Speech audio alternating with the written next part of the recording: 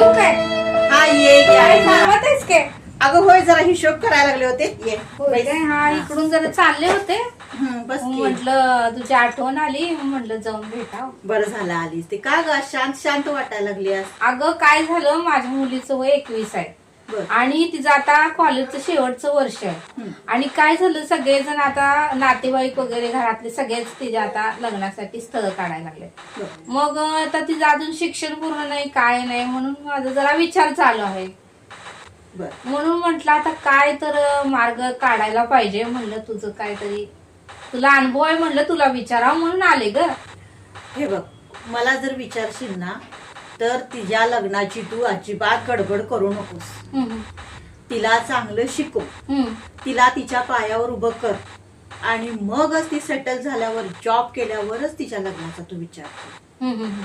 काय सांगू कानिता, लग्न म्हणजे दोन व्यक्तींचं नसतं, दोन फॅमिलीचं लग्न असतं आणि यात दोन्ही फॅमिली इन्व्हॉल्व्ह असतात. त्यामुळं काय होतं, जर मुलीला चांगली माणसं भेटली, सपोर्टिव्ह माणसं भेटली तर तिच्या आयुष्याचं कल्याण होतं.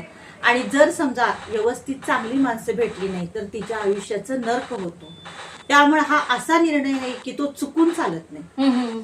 एक निर्णय जर चुकला ना तर 100 निर्णय पुढचे चुकतात.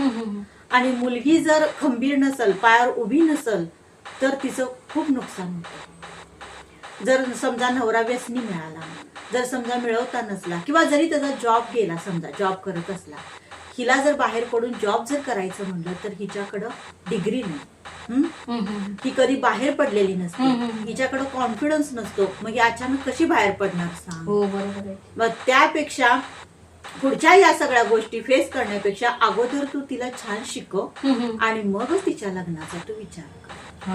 तुला कसं वाटलं हे? हो, बरोबर आहे ग. माझ्या डोक्यावरचं वजन तू कमी केलं बघ. आणि खरंच तुम्हाला चांगलं मार्गदर्शन केलं. मला काही सुचत नव्हतं की काय योग्य आहे, काय अयोग्य आहे, करावं का न करावं.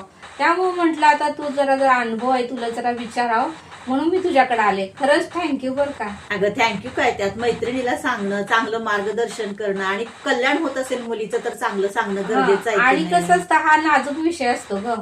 आणि काय एकदा झालं की काय करता येत नाही ग. म्हणून म्हटलं की करायच्या आधी आपण 1-2 जणांना विचारावं, सल्ला घ्यावा आणि मग निर्णय घ्यावा. नाही, म्हणून मी तुझ्याकडे आले. थँक्यू बर का. आणि काय कर, जे पैसे तिच्या लग्नासाठी तू साठवलीस हा ना, हा हा ते तिच्या करिअर साठी खर्च कर, तिला शिकवण्यासाठी खर्च कर. हा, चालतंय चालतंय. बरं झालं, मी असंच करते आता. तसंच कर. आता तिला पण समजावून सांगते, असं करते. लग्नाची गडबड करू नको. करू नकोस. हो, चालतंय. येऊ का मग? शिस्ती